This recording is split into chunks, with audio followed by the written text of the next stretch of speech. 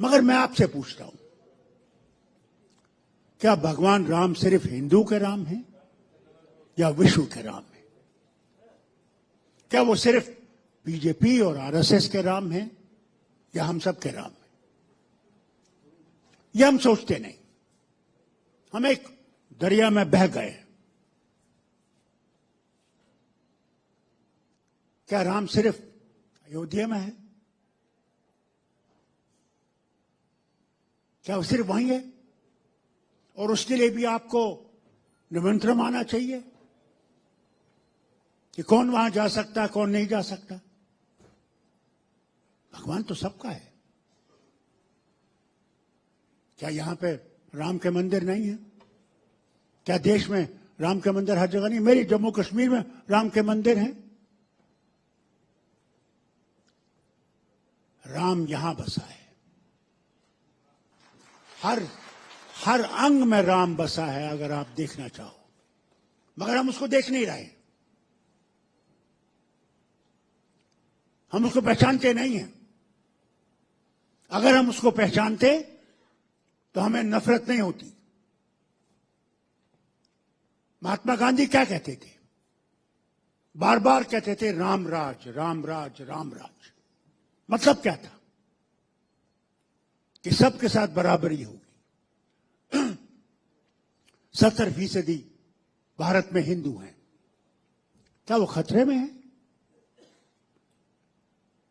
क्या वो जो 30% या 25% दूसरे धर्मों के हैं उनसे खतरा है? मगर लोगों में ये बिठाया गया। और हमारे दिमाग भी जरा कमजोर जैसे दिमाग है। बिठाया गया, खतरे में हो। कमाल है। मैं उन 25% में से हूं। मुझे खतरा नहीं लगता। मैं समझता हूं भारत मेरा भी है तो आपका भी है, सबका है। तो खतरा किस बात से? मगर ये हमारे बच्चों में, हमारी माओं में, हर गांव में फैलाया जा रहा है। इसका मुकाबला कैसे करेंगे आप? कैसे? ये सोच के कि नहीं हम राम को इधर रख देंगे, ऐसा नहीं हो सकता। गलतियां तो हमारी हैं, ये आपको मानना पड़ेगा।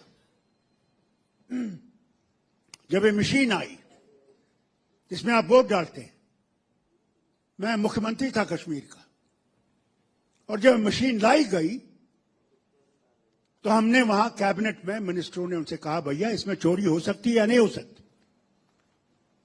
उन्होंने कहा इस मशीन में चोरी हो सकती है। तो फिर इस मशीन को लाने की जरूरत क्या पड़ी? गलती तो हमारी है।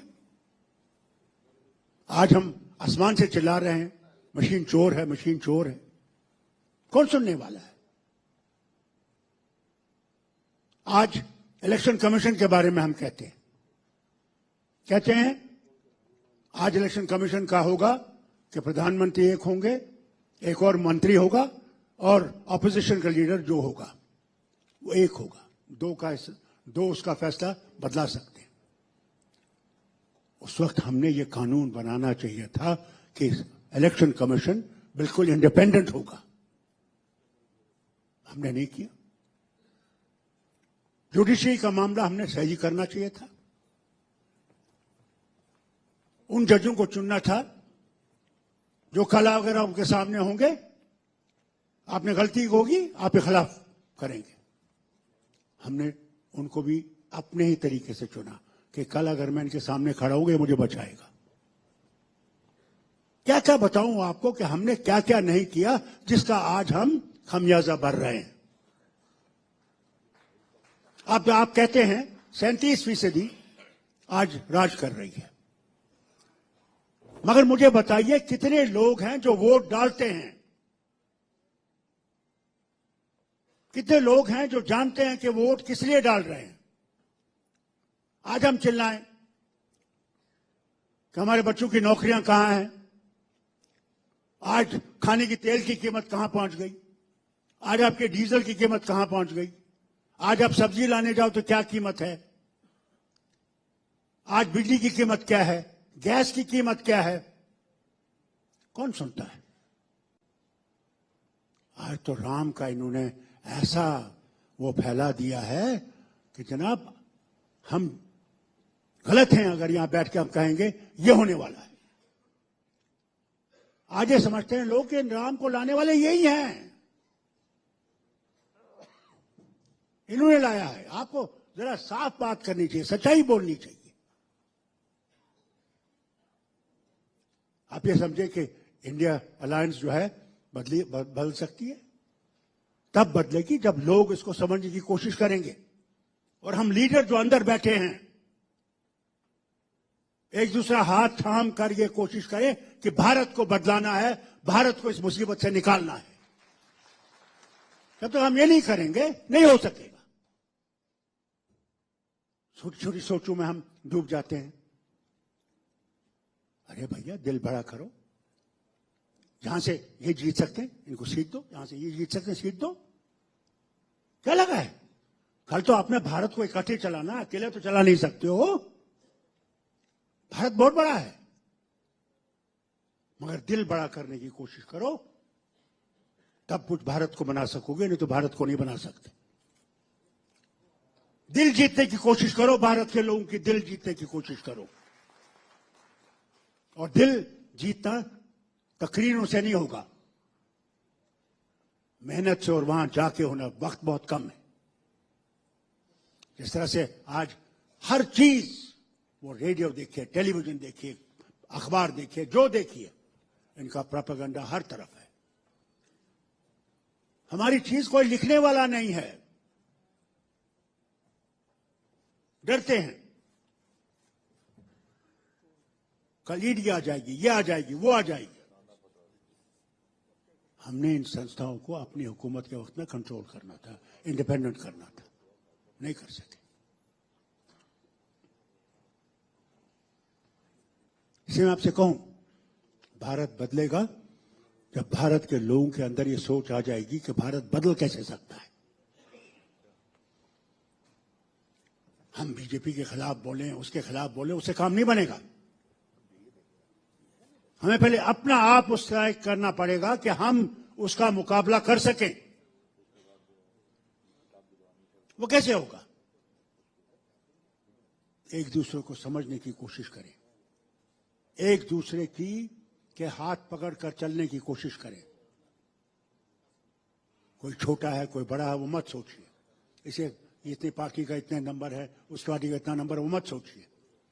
ये सोचिए कि इकट्ठे हम लोग क्या भारत की नीति व भारत के डायरेक्शन को बदला सकते हैं या नहीं बदला सकते। और उसमें आपका काम है। हम लोग घर में बैठ के ये कहें नहीं, ये आम का दरख्त है, प्रभु ये आम हमारे मुंह में डाल दे, और फिर वो डाल देगा। फिर प्रभु आप तो चबा दे, फिर हजम कर दे। क्या होगा? जब तक आप डंडा नहीं मारोगे क्या वो आम गिरेगा? जब तक आप दरख्त पर चढ़ोगे नहीं तो आम आपके हाथ में आएगा। फिर जब तक आपके दांत ऐसे नहीं होंगे कि चबा सकोगे। इसलिए मेरी आपसे अपील है कि जवानों को शामिल करिए अपने साथ, जवानों को साथ करके उनसे कहिए, मैं कुर्सी का नहीं हूं, कुर्सी के लिए नहीं मैं हूं तुम्हारा मुकद्दर बदलाने के लिए, तुम्हारी तकदीर बदलाने के लिए मैं हूं। अगर मैं तुम्हारी तकदीर नहीं बदला सकता, मुझे कोई हक नहीं है उस कुर्सी का। आज तो जंग है, कुर्सी पे कौन बैठेगा? अरे पहले जीतो तो तब कुर्सी पे कोई बैठेगा, नहीं तो कौन बैठेगा? ऐसी सोच करो। यही इन्होंने फरमाया, बहुत अच्छी चीज फरमाई। कानून लाए कि दल बदली नहीं हो सकती।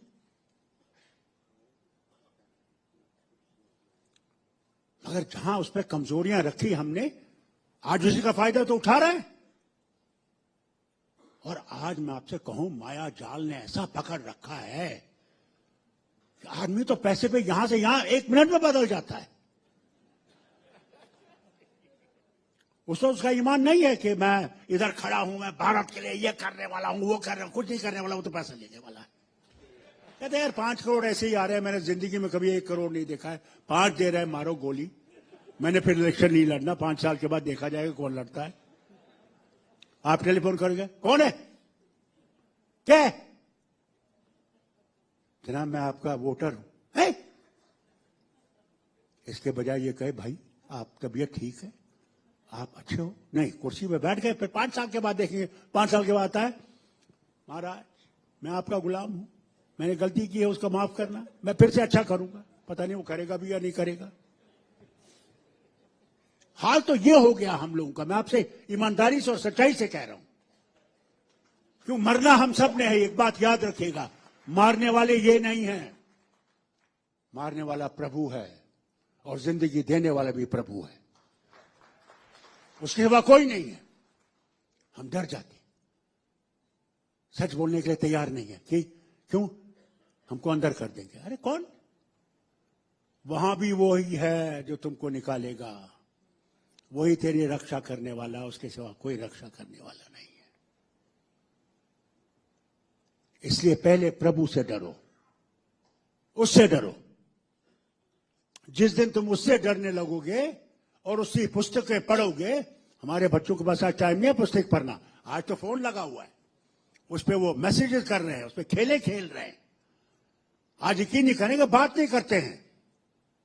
इस फोन ने ऐसे हमें मार डाला है कि अब घर में बात नहीं होती है। अब सब लगे हुए हैं मैसेज देने, ये करने वो करने, और फिर good night, good night, good morning, बस इतना ही रह गया, गुड मॉर्निंग गुड नाइट। और हमारे बच्चे खराब हो रहे हैं, ड्रग्स की तरफ जा रहे हैं।